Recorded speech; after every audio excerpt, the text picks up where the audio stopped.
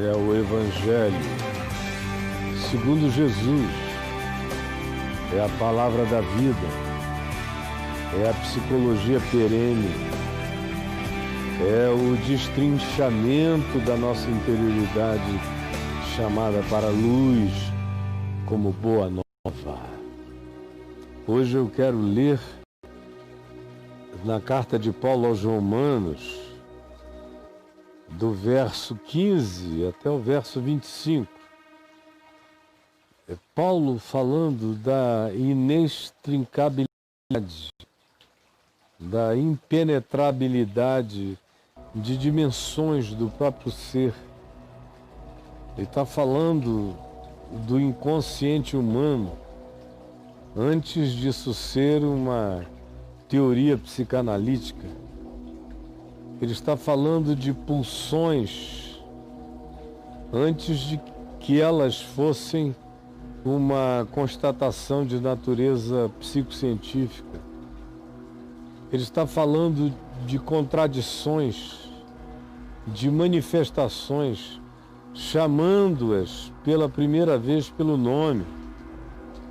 Não foram os filósofos gregos, nem os grandes pensadores daquele período, dos últimos 500 anos antes de Paulo existir, onde houve toda sorte de desenvolvimentos e de percepção, só não tinha havido ainda essa psicologia perene que atravessa os tempos e continua completamente pertinente e relativa, e assim o será enquanto a alma humana for alma humana.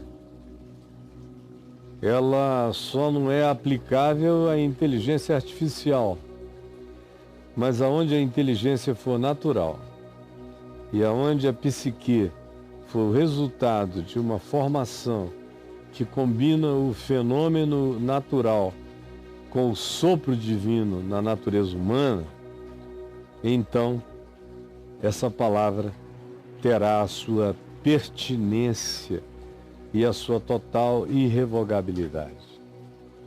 Nós já tínhamos lido nos Salmos aquele pedido do salmista que rogava a Deus que o absolvesse das suas culpas e dos seus pecados ocultos.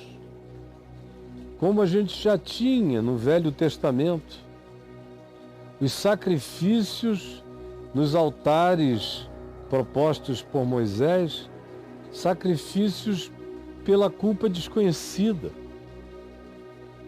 pelo agir estranho, muitas vezes inconsequente, porque inconsciente, até porque a revelia. E havia sacrifícios, provisões de graça e de misericórdia para essa situação da alma, que era transformada apenas em expressão sacrificial. Eu tenho um livro chamado O Caminho do Fogo, que você encontra aqui no meu portal, que usa a Escritura no Pentateuco, no livro de Levítico, os sacrifícios, mostra as diferenciações deles e mostra o sacrifício por aquela ação que não tinha sido resultado de uma deliberação, de uma determinação, mas de uma pulsão. E já havia essa provisão para esse tipo de expressão comportamental nos dias de Moisés. Aí vem o Salmo e pede perdão pelos pecados que brotavam, que o indivíduo não sabia de onde. E aqui vem Paulo e completa como ninguém essa manifestação do que pode acontecer e proceder do coração. Porque do coração procedem maus desígnios, como Jesus disse, do coração procedem as fontes da vida e também as fontes e os caminhos e as veredas de morte, como também do coração procedem segredos, que Paulo fala a respeito deles. Aqui em Romanos, no capítulo 2, ele fala do dia em que serão abertos os segredos dos corações humanos. Outra vez ele repete numa de suas cartas dizendo: então serão manifestos os segredos dos corações dos homens. E aquilo que está para além da compreensão imediata, da análise imediata e que prehabita o ser humano muitas vezes. É a mesma coisa que a gente encontra, por exemplo, na proibição de Jesus de separar o joio do trigo. O que é que está presente ali? Senão a inescrutabilidade do mistério humano e a incapacidade humana de penetrar nesses segredos, nesses recônditos mais íntimos da mente e da natureza humana. E aqui em Romanos, no capítulo 7, eu vou começar de onde já dá para entender. Paulo antes vinha falando de como a lei também promove, a lei impulsiona algumas coisas que estão em sigilo, em segredo, quietas na interioridade humana, mas quando o indivíduo conhece aquilo como proibição, falada como lei divina, para orientação exterior e interior do ser humano, quando isso é conhecido, Paulo diz, o que até então muitas vezes estava na ignorância do não discernimento, passa a eclodir, a pulsar, e da latência imperceptível, isso pode vir para situação de patência, verificável, comportamentalmente percebível. E muitas vezes aquele que pratica não consegue entender de onde aquilo eclode, como aqueles ovos de serpente habitavam o ninho mais quieto do seu coração e ele não sabia. E aqui ele diz no verso 15, porque nem mesmo compreendo o meu próprio modo de agir. Ninguém, fora Jesus, jamais compreendeu completamente o seu próprio modo de agir. Nem mesmo Freud, que avançou tanto em algumas dessas percepções, mas ele mesmo não compreendia algumas das suas reações, algumas das suas pulsões, alguns dos seus ataques, algumas das suas crises, algumas das suas emoções incontroláveis, que simplesmente se manifestavam. Ou como foi o caso de Jung, que é outro mestre dos mais avançados dessa percepção e dos mais originais, que também não compreendia a sua sombra quando ela brotava e buscava esse discernimento, às vezes encontrava, às vezes nem tanto.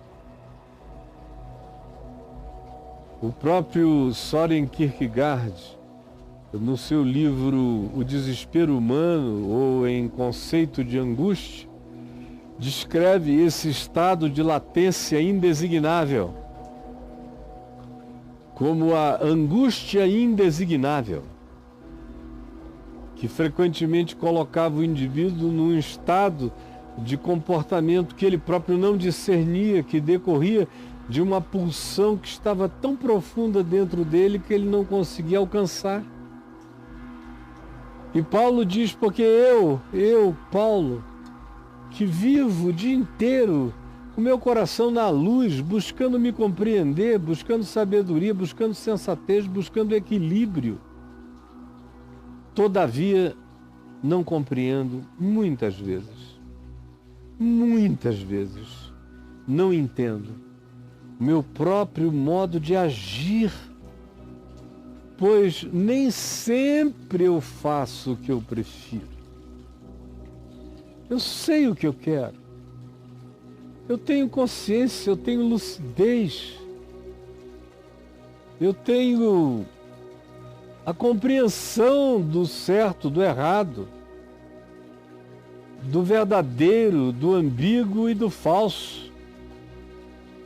Na minha cabeça isso está presente, mas frequentemente eu me percebo já num processo de uma ação que se manifesta contra a minha consciência, contra a minha mente, contra a minha vontade, contra a minha própria determinação. E eu não compreendo o meu próprio modo de agir, pois nem sempre eu faço o que eu gosto, o que eu prefiro, o que eu aprovo. E não é toda hora, mas de vez em quando eu me apanho fazendo o que eu detesto. E quando eu vejo, já está feito. Quando eu vejo, é no máximo matéria para tristeza, arrependimento, dor e frustração pessoal. Porque eu fui contra o que eu chamo de bom e de bem, eu fui contra o que eu prefiro. Ora, ele conclui, tem algum mecanismo em mim que transcende a capacidade volitiva de controle de tudo. Por mais que eu me dilate, por mais que eu controle tudo, eu sempre controlo no máximo quase tudo. Mas existem coisas que eu não gosto e que brotam dentro de mim. Ora, se faço o que eu não quero, eu consinto com a lei que é boa, porque a lei diz: não matarás, não cobiçarás, não furtarás, não roubarás, não mentirás, não dirás falso testemunho, prioriza, honra teu pai e tua mãe, cuida de ti mesmo, guarda tempo, guarda um sábado de saúde para ti, de silêncio para a vida na presença de Deus. Não te reduzas a nenhum tipo de objeto de culto, a idolatria, porque tu ficas do tamanho daquilo que tu idolatras. Mas mesmo sabendo disso, mesmo não fazendo objetos, frequentemente a gente percebe as objetificações emocionais de cultos afetivos ou de compromissos com comportamentos que a gente não aprova, mas que de vez em quando eclodem na gente. Neste caso, ele conclui, quem faz isto já não sou eu. Por eu, ele está designando seu consciente, esse eu autodeterminado. Ele está dizendo, nesse caso, não é o eu consciente e autodeterminado, com capacidade de deliberações. Ele reconhece uma pulsão abaixo do eu consciente. Ele reconhece um oceano indesignável em movimentos estranhos na escuridão do ser e que existe abaixo da linha da terra firme. Se a gente pudesse chamar o eu de autorresoluções de porção firme, de lugar do chão, ele reconhece esse aquífero indiscernível lá dentro dele que pode esguichar algo que ele não quer, não gosta, não aprovou, não evocou, não chamou, mas que o pré-habita. Neste caso, quem faz isso já não é o meu eu, mas algo que mais profundo, que ele chama de pecado que habita em mim. Que na linguagem freudiana seria o inconsciente. Seria o inconsciente imoral,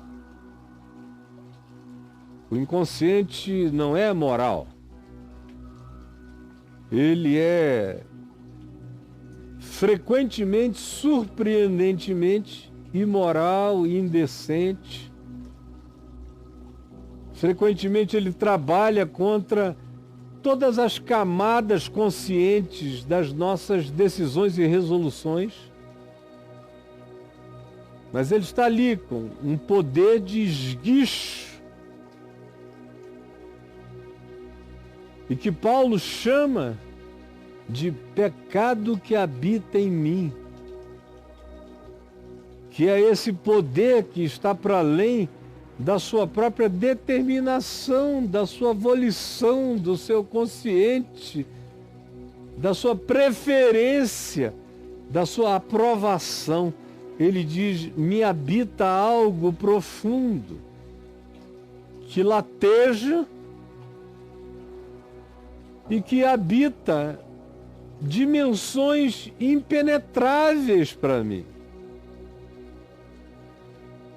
E que para ele, como um hebreu, judeu, discípulo de Gamaliel, fariseu de fariseus, educado também na cultura greco-romana, ele não encontrava nenhuma expressão para melhor designar essa pulsão que brotava de um interior não esquadrinhável nele e por ele. Neste caso, quem faz isto já não é o meu eu consciente, mas a eclosão de algo que é tão estranho para mim, que é tão contra mim, que é tão contra a minha consciência, que é tão contra a minha vontade, que eu só posso chamar de pecado que habita em mim. Pecado, amartia, tortuosidade interior. Ele não está nem se referindo ao pecado deliberado, porque esse a gente pensa, imagina, conceitua, escolhe e pratica. Não. Ele está falando dessa coisa que nos é oculta, como o Salmo. Ele está falando daquele sacrifício lá do Velho Testamento, pelo pecado pulsional. E que ele diz, essa coisa me habita. E por melhor que eu me desenvolva, eu descubro, aqui, ali e além, que realidades que transcendem muito a minha vontade têm seus promptings, suas subtezas inesperadas. Quando eu vejo, elas brotaram na camada do meu comportamento e eu as enxergo como uma involuntariedade perversa que habita meu ser mais profundo. Porque eu sei que em mim, isto é, na minha fisicalidade, na minha corporalidade, na minha capacidade e no meu potencial mental, cerebral, neural, psíquico, espiritual, nesse componente que nenhuma ciência conseguiu até hoje destrinchar por inteiro, e nem conseguirá, porque há elementos nela que transcendem aquilo que científica, psiquiátrica ou neurologicamente se possa apalpar ou terapêutica e psicanaliticamente se possa completamente compreender. Eu sei que eu não sei o que me habita. Porque com a minha mente eu concordo com o que é bom, mas em mim existem pulsões estranhas, acumulações que só Deus sabe de onde vêm. E que não raramente chegam à superfície da minha consciência como algo que me fere, porque é contra o que eu aprovo. Pois afinal, o que eu posso apenas dizer é que o querer o bem, querer fazer o que é bom, o que é certo. Eu sei o que é certo. Eu queria fazer o bem, eu quero fazer o bem.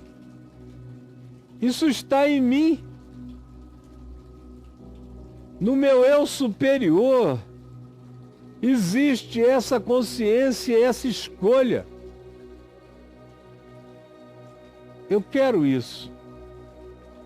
Mas não está em mim, muitas vezes, o poder de efetuar, de tornar efetivo o tempo todo, 100% do tempo, aquilo que eu aprovo. Porque eu não faço o bem que eu prefiro o tempo todo. Mas me encontro de vez em quando com o mal que eu não quero. E o encontro como prática, ação. Quando eu percebo, eu estendi a mão. Nem sempre o meu estender de mão é deliberado. Às vezes, quando eu vejo, já está estendida a mão. Ou já há um processo em ação. Ou já houve uma declaração que eu não consigo mais recolher. Ou já houve uma explosão emocional que quando eu vi já tinha se consumado e que brotou de mim. Mas se eu faço o que eu não quero, sou eu que faço porque o meu eu consciente tem que assumir a responsabilidade por quem eu sou. Até no meu inconsciente. Não dá para eu camuflar as manifestações do meu inconsciente colocando a culpa no pecado que habita em mim. O meu eu que delibera, que sabe, que escolhe, continua a ser responsável mesmo quando eu identifico em mim a prática do fazer o que eu não quero e o que eu não gosto. Eu continuo a ser responsável, inclusive por aquilo que eu não compreendo e que se manifesta como pulsão ou compulsão, que se manifesta contra a deliberação lúcida das minhas escolhas. No entanto, se eu faço o que não quero, já não sou eu, esse eu consciente, quem o faz, e sim o inconsciente, aqui designado como pecado que habita em mim. Mais uma vez, como esse eu inferior que existe para além das minhas determinações e que pode eventualmente explodir contra mim, pode se transformar num surto contra a minha escolha, meu desejo, minha vontade. Então, sendo isto assim, ao querer fazer o bem, e é o que eu quero, não raramente eu encontro em mim, na minha interioridade indesignável, essa lei estranha que me descreve o fato de que o mal reside em mim. Eu sou habitado por algo que é contra a vida, que é contra a luz, que é contra o bem, que é contra a integridade do ser. E quem está dizendo isso é um dos homens mais íntegros no comportamento humano, na busca de se assemelhar a Jesus, de esquecer coisas que para trás ficam e prosseguir para aquelas que diante dele estavam, para se tornar alguém que cumpre o seu processo vocacional humano, que é se tornar semelhante ao Filho de Deus, a Jesus. Ele diz, no entanto, minha mente anda nessa direção, mas no caminho, na vereda, eu encontro a pulsão da contradição. Dessa coisa torta que me habita. Porque em todos nós habita a tortuosidade do ser e a inextricabilidade de qualquer que seja o possível discernimento que explique por inteiro por que gente com vontade tão nitidamente clara de realizar o bem se flagra na prática daquilo que abomina e que detesta.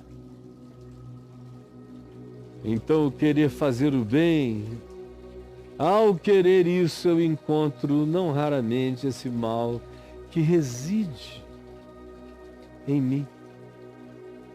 Porque no tocante ao meu ser interior, a essa vontade consciente e lúcida de viver o melhor de Deus para mim, o melhor da vida para mim, a lei da vida que é boa, santa e justa. Ao querer isto, eu descubro que no meu homem interior, eu de fato, inegavelmente tenho prazer em Deus. Tenho prazer na lei da vida. Mas, paradoxalmente, ambivalentemente, vejo na minha corporalidade, vejo na manifestação desse mamífero, vejo nesse ser que veio das árvores da floresta, da predatoriedade, da guerra, da sobrevivência, da animalidade mais indizível que me prehabita, vejo a manifestação disso ainda hoje.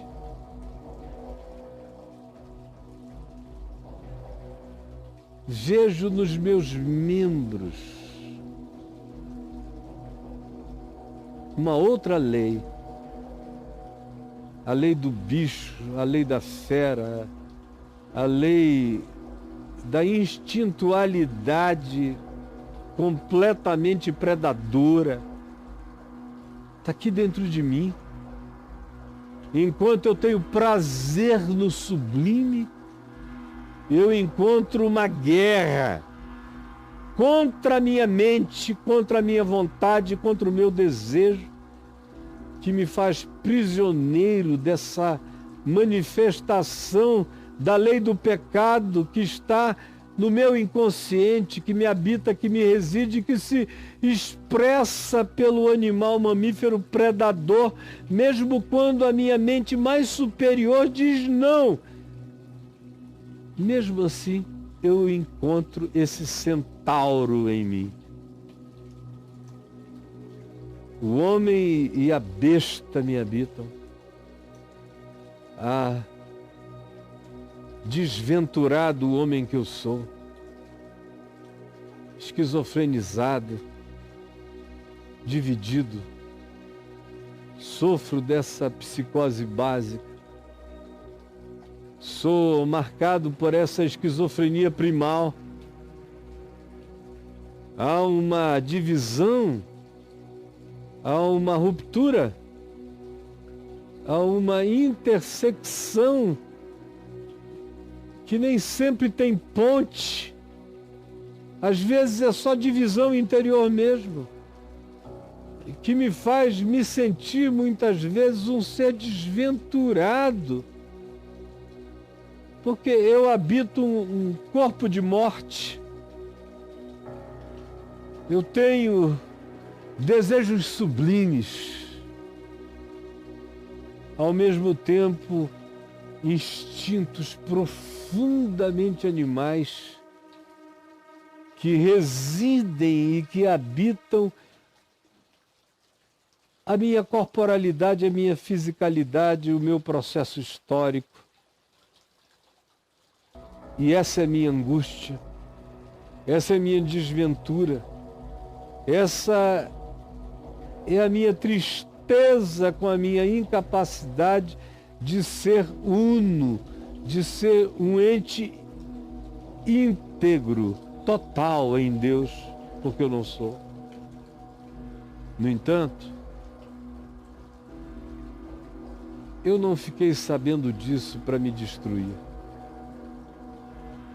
Eu admito isto em mim para poder crescer contra o domínio do meu inconsciente sobre a minha consciência, sobre a minha deliberação. Não. Eu admito isto para que cada dia isto tenha menos poder em mim. Porque eu jamais exerceria nenhum poder sobre esses promptings do meu inconsciente até que em mim haja admissão dessa possibilidade. Sem que eu reconheça essa verdade, eu não ficarei liberto de nada. Por isso eu digo graças a Deus por Jesus, nosso Senhor, que, como diz o Salmo, conheceu a minha alma e não me desprezou. Pois Ele levou sobre si os pecados de todos nós, os conscientes e os inconscientes. Levou sobre si nossas dores, iniquidades, contradições. Tomou sobre si o todo do meu ser, da nossa existência. Por isso Paulo diz, graças por Jesus, para quem toda a minha contradição encontrou o seu vórtice convergente. Ele absorveu tudo.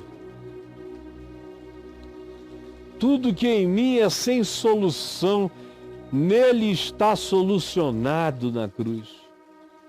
Graças a Deus por Jesus Cristo, nosso Senhor, de maneira que eu, de mim mesmo, com a minha mente, sou escravo da lei de Deus, eu não posso fugir dela. Eu sei, eu conheço, eu me curvo, eu admito que ela é santa, justa e boa. Que quem quer que ame e amasse de maneira absoluta, cumpriria a lei com naturalidade total, porque ela não propõe o ódio, ela propõe amor, compaixão, verdade, autopreservação, gratidão, a abolição da mentira, do furto, do engano, da cobiça, do adultério. Tudo isso que a lei propõe é justo, santo e bom. Qualquer um que ame o próximo como a si mesmo não pratica isso. E toda vez que eu pratico isso ou qualquer outras coisas, como até mesmo a cobiça aqui descrita, que é o mais subjetivo de todos os mandamentos, toda vez que eu pratico, eu estou com a minha mente concordando que a lei é boa, mas que existe uma maldade dentro de mim, que luta contra aquilo que eu chamo de lei da vida. E assim mesmo, suicida e perversamente, eu me insurjo contra ela. Graças a Deus, no entanto, por Jesus. De maneira que eu, de mim mesmo, com a minha mente, sou escravo da consciência do que é verdadeiro, mas, segundo a carne da lei do pecado, eu me manifesto frequentemente contra aquilo que eu não admito e não posso admitir. Será esse o meu destino, viver a vida inteira essa angústia? esse choque que a maioria dos que estão me vendo aqui experimentam de dia e de noite. Não só contra aquelas coisas deliberadas, mas aqueles sofrimentos das práticas das coisas que a gente não quer, não gosta e não delibera, e faz e depois sofre, se angustia, e nem sempre sabe como desfazer, e na maioria das vezes não sabe o que compreender. Aí Paulo, no entanto, ao descrever esse estado de ambivalência primal, ele prossegue e diz: agora, pois, por causa da cruz, por causa de Jesus, porque ele levou sobre si os pecados conscientes e inconscientes de nós todos, porque essa é a pregação na qual ele diz: eu criei. Essa é a boa nova, de que a nossa não solução está solucionada em Jesus, para que, perdoados os nossos pecados e abolidas as nossas culpas conscientes e inconscientes, nós tenhamos a pacificação para crescermos cotidianamente na vitória daquilo que até então é uma pulsão incontrolável em nós. Agora, pois, já não há nenhuma condenação para os que estão em Cristo Jesus. Como é que Jesus começa a tratar da nossa ambiguidade, da nossa ambivalência, das nossas manifestações à revelia, de todas as naturezas, e também das manifestações conscientes? Ele trata disso nos dizendo que a nossa não solução foi absorvida por ele na cruz. E a segunda coisa que ele faz é retirar de todo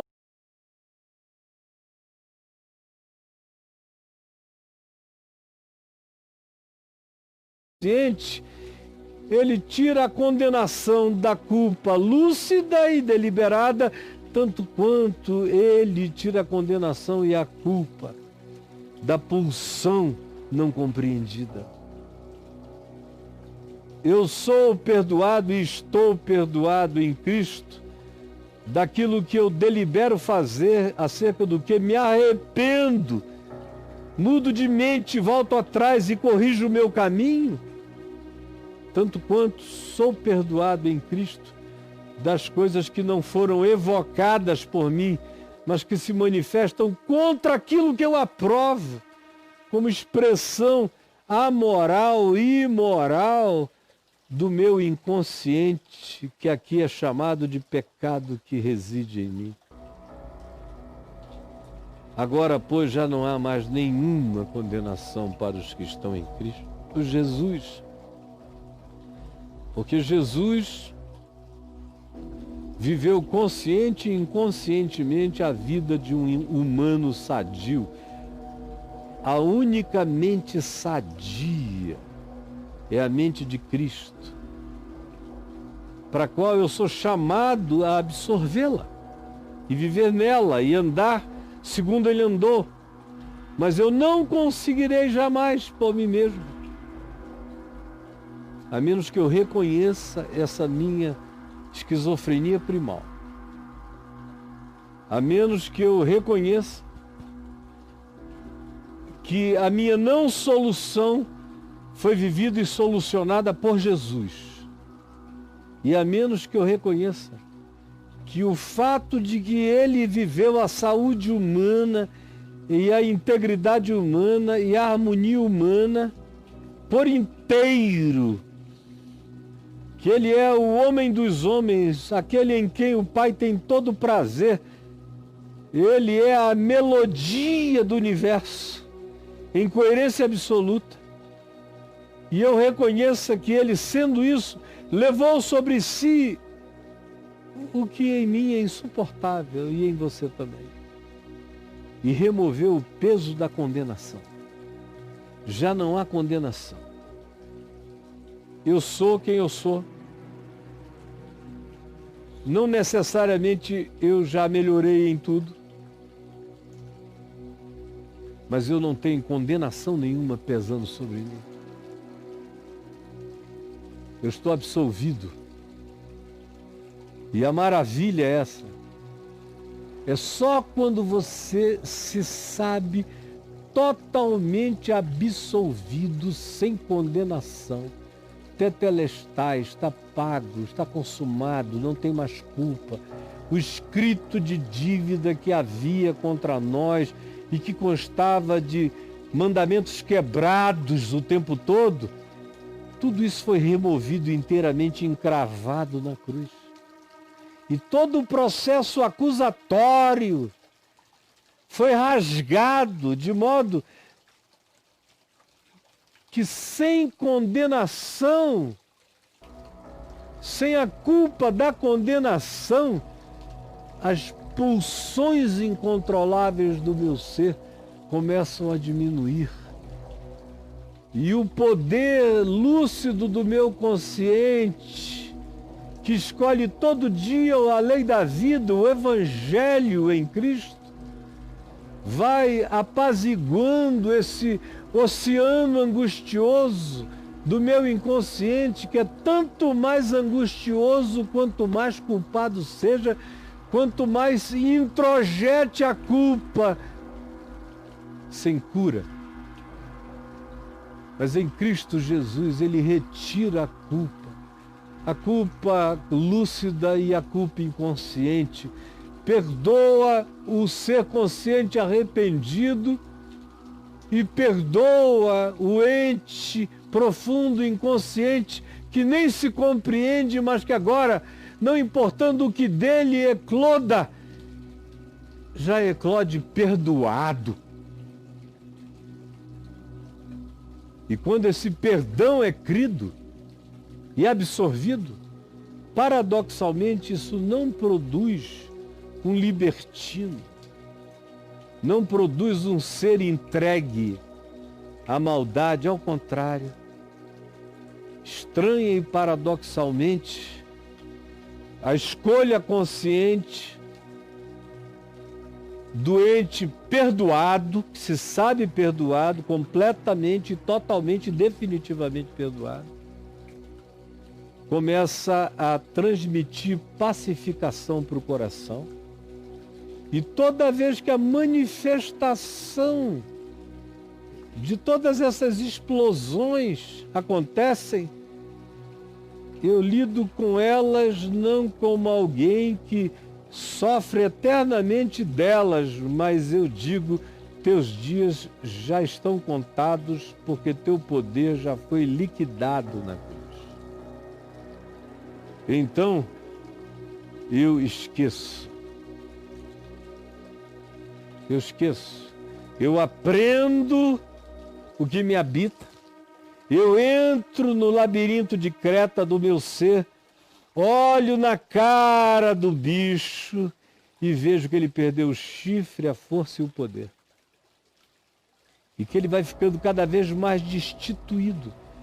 Quanto menos medo eu tenho, quanto menos culpa eu carrego, quanto menos dívida eu acho que ainda contraio em relação a ele, e quando eu admito que está tudo resolvido e pago e solucionado em Jesus, o que é estranho e que nenhuma psicologia humana alcança, a menos que alcance pela fé, a menos que haja alguém que perdoe o teu pecado.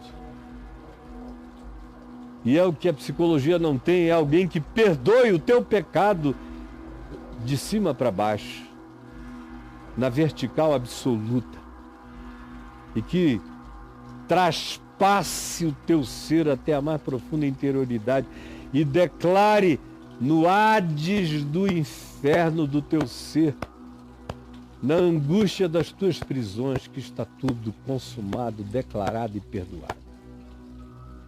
Aí, não havendo mais nenhuma condenação para os que estão em Cristo Jesus, começa a surgir um novo pendor, como Paulo diz. A lei do Espírito da vida em Cristo, a lei do Evangelho, a lei do amor, a lei do perdão, te livrou da lei da culpa, do pecado, da morte. Você está livre disso, está consumado. Porque a lei nunca poderia realizar essa pacificação em ti, porque ela suscita apenas a tua culpa e o pior de ti. prova a tua inadequação para Deus e para a vida. Mas agora, livre de toda a culpa, consciente e inconsciente, surge uma nova inclinação, uma nova cogitação. Surge sem nenhum constrangimento um desejo certo de que não é um sacrifício inclinar-me na direção do que é bom, justo e verdadeiro. Não. Não há nenhuma penosidade. O que há é uma alegria privilegiada. E eu vou me inclinando dia a dia para o Espírito de Deus, para o Espírito de Cristo, para o Evangelho, para as coisas do Espírito, que são as coisas do amor, da alegria, da paz, da longanimidade, da bondade, da mansidão, da justiça, do domínio próprio. Vou me inclinando todo dia na direção do que o Evangelho chama de vida de Deus para o homem. Porque o pendor da minha carne, do mamífero, do animal, do Homo sapiens, dá para a morte, para o ódio, para a briga, para a competição, para a disputa. Mas quando o perdão me alcança e o medo se vai, e eu já não tento mais me auto-justificar pela força da minha mentirosa obediência, mas eu creio que Cristo obedeceu tudo por mim e que a minha não solução está nele solucionada, surge em mim esse pendor para o Espírito, pendor para a eternidade, pendor para o melhor de mim em mim, para o melhor de Deus em mim, para a minha melhor possibilidade humana. É por isso que se tem que dizer que quem existe privilegiando o animal, a carne, o mamífero, o predador, a raiva, o orgulho, a soberba, a arrogância desse predador pseudo-inteligente, esse pendor é inimigo de Deus, é inimigo da bondade de Deus, porque não se submete à lei do amor. É por isso que se diz que aqueles que vivem para satisfazer o apetite da carne, do orgulho, da guerra, do não perdão, da soberba, da arrogância, os que estão na carne, isso é viver na carne, não podem agradar a Deus. Não dá para você agradar a Deus vivendo assim. No entanto, olhe para mim. Paulo diz, vós não estáis mais na carne. Vocês em Cristo transcendem o mamífero. Em Cristo vocês transcendem o mamífero. Vós, porém, não estáis na carne, mas sim no Espírito de Cristo, nas escolhas da vida eterna, nas escolhas do homem absoluto, que é Cristo Jesus, o Filho do homem. Se de fato o Espírito de Cristo, o Evangelho de Cristo, o consentimento de Cristo, o desejo de privilegiar a vontade de Cristo habita em vós, se é assim, vocês vão começar a experimentar um desenvolvimento e um poder, tanto sobre o pecado que se delibera, que já não se quererá mais deliberá-lo, como em relação à explosão do inconsciente, que muitas vezes nos destrói. Deixa eu te dizer uma coisa concluindo. O mundo inteiro obedece o inconsciente o tempo todo. Até aquelas que a gente pensa que são as nossas decisões mais conscientes não são. Você coloca uma lógica funcional para explicar sua decisão supostamente consciente, mas que foi provocada a partir do pecado que te habita. A inveja, a raiva, o orgulho, a cobiça, a ingratidão, a posse do que não é seu, o roubo, o furto, o falso testemunho, as fake news, as fofocas que brotam, que destroem o mundo, que acabam com existências, que provocam guerras. São palavras ditas com aparente funcionalidade e lógica política, por exemplo, mas faladas por um ente torpe, que está exercendo aquele poder sobre uma impotência enorme, às vezes sexual, fragilidade conjugal, certeza de menos inteligência do que os seus serviçais, vontade de se impor, orgulho maldito, perverso, vaidade maligna.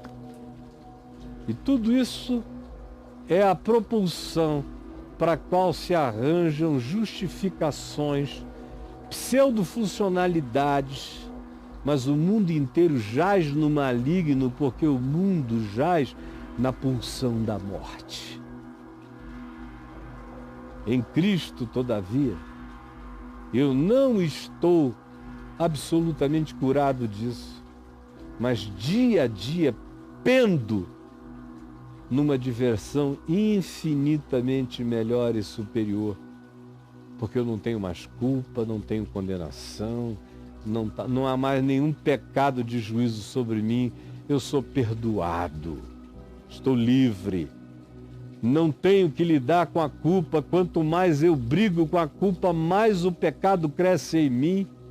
Quanto mais a culpa é abolida, o pecado perde o argumento e a graça de Deus se desenvolve em mim, provocando um pendor para a vida e que vai crescer, crescer, crescer, crescer, até o dia em que eu tome posse definitiva da minha vocação. Tá? Olha bem para minha cara. A minha vocação é ser Jesus. A minha vocação é ser glorificado, cristificado em Deus, eternamente. Esse é o desenvolvimento crescente da minha salvação. E não se esqueça que a palavra salvação no Novo Testamento é equivalente à palavra saúde. Saúde, saúde humana, saúde mental, saúde de caráter, saúde emocional. Quanto mais essa graça vai se desenvolvendo, mais chance de que eu experimente saúde, e a saúde dá o fruto do amor. Não é de braços fortes, capacidade de QI, nem tampouco de soluções funcionais.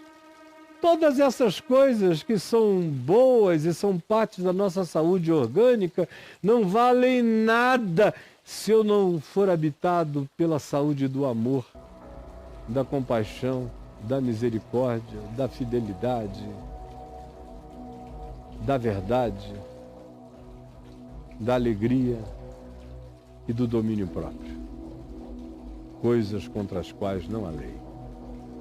Senhor Jesus, ativa essa consciência em nós, ativa essa consciência em nós.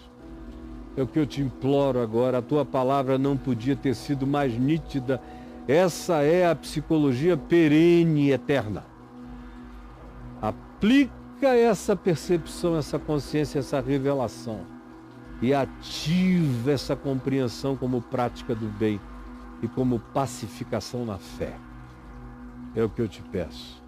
Em teu nome, Jesus. Amém.